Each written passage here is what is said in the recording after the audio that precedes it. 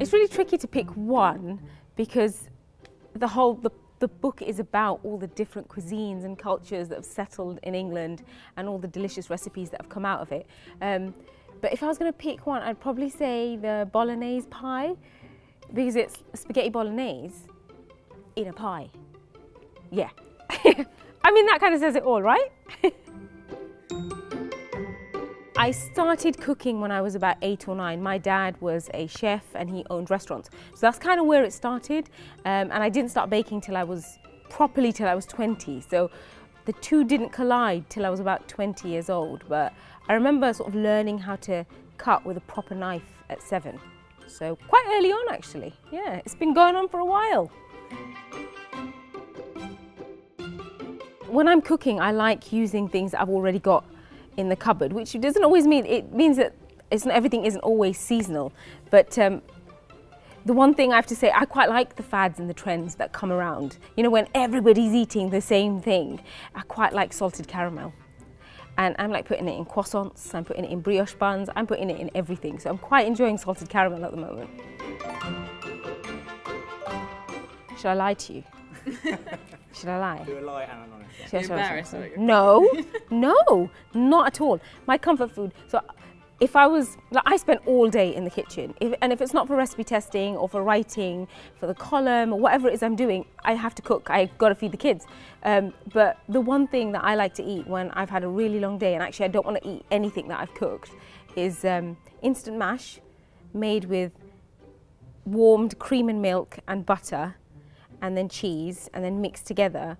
And instant, always instant, not proper potatoes, instant mash, and then a dollop of mash with some cream of tomato soup on top.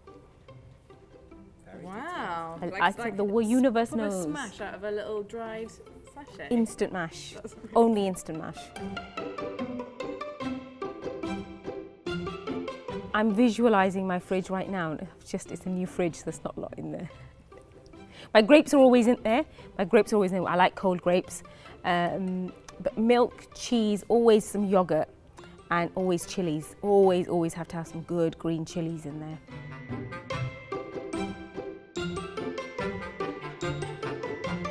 When you say what is Britishness, it's a question that I ask myself all the time.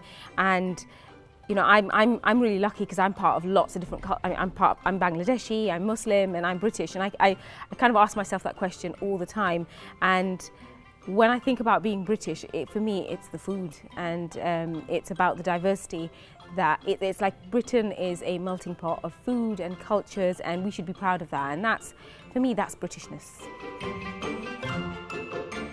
While I was filming my TV series and writing the cookbook, I got to travel all across the country and meet lots of producers, and what I learned was that you can go somewhere. For me at the moment, London is really exciting because you can go into London, spend the day in London, and you can enter every part of the world having travelled through just London, because you can Mexico, Italy, you name it, you go America, Australia, there is not one cuisine you will not find in London, and that's, for me, London is really exciting.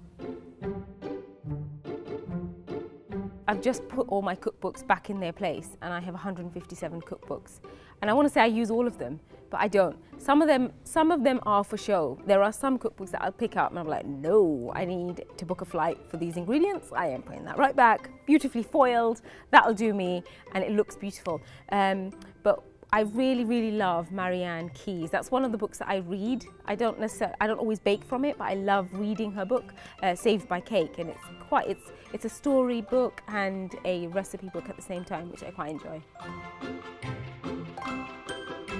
If I could cook a meal for anyone, it would be David Attenborough and Steve Backshall.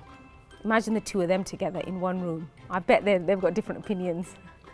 And I want to cook for David Attenborough because I want to see if he really speaks like that, and just to see how he reacts to talking to Steve Backshall. I'd just step back, feed them and see what happens. That's it. Cake and then just leave them.